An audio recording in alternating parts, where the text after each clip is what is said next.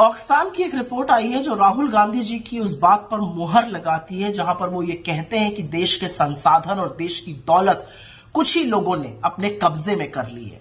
Oxfam की report का ये कहना है कि देश की 1%, मात्र 1% आबादी के पास इस देश की 40% दौलत है और देश के 50% जनसंख्या के पास, मतलब आधी आबादी के पास मात्र 3% देश की दौलत है।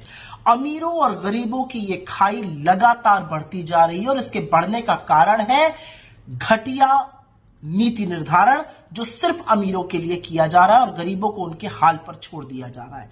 2020 में बिलियनियर्स की संख्या 100 थी, 2021 में 142 हुई और 2022 में वो बढ़कर 166 हो गई। आप ये सोचिए कि इन बिलियनर्स की आय प्रतिदिन 3000 करोड़ रुपए से ज्यादा पर बढ़ रही है। इनकी आय तो इतनी है कि अगर 10 सबसे अमीर आदमियों की आय पर 5% टैक्स भी लगा दिया जाए तो सारे बच्चे वापस स्कूल जा सकते हैं। गौतम अडानी जी के लाभ पर, प्रॉफिट पर 2017 से 2021 में जो हुआ, अगर उस पर टैक्स लगा दिया जाए तो 50 लाख प्राइमरी टीचर्स को नौकरी दी जा सकती है और देश के 100 अमीर आदमियों की वेल्थ आज इतनी हो गई है कि वो देश का बजट 18 महीने तक चला सकते हैं। लेकिन बजाय गरीब को सहायता देने के गरीब की कमर तोड़ी जा रही। और ये ध्यान से सुनिएगा कैसे, क्योंकि इस देश का हर व्यक्ति टैक्स देता है। जो जीएसटी इनडायरेक्ट टैक्स होता है वो तो हर व्यक्ति दे रहा है और अमीर से अमीर, गरीब से गरीब एक ही रेट दे रहा है।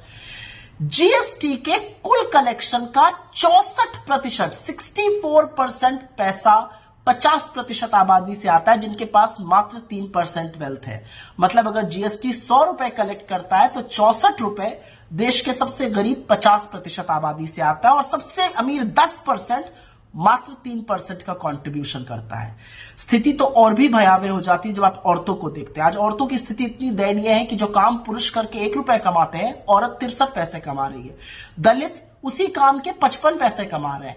गांव ग्रामीण क्षेत्रों में तो जो शहर की आमदनी है उसकी वो आधी कमा रहे हैं। लेकिन बजाय नीति निर्माण, बजाय बजट, बजाय पॉलिसीज गरीबों को उबारने के लिए बनाई जाए, अमीरों के लिए ही बनाई जाती हैं। और यह शायद इस बात से प्रतिबिंबित होता है कि 23 करोड़ लोग आज इस देश में भुखमरी का और गरीबी का शिकार है।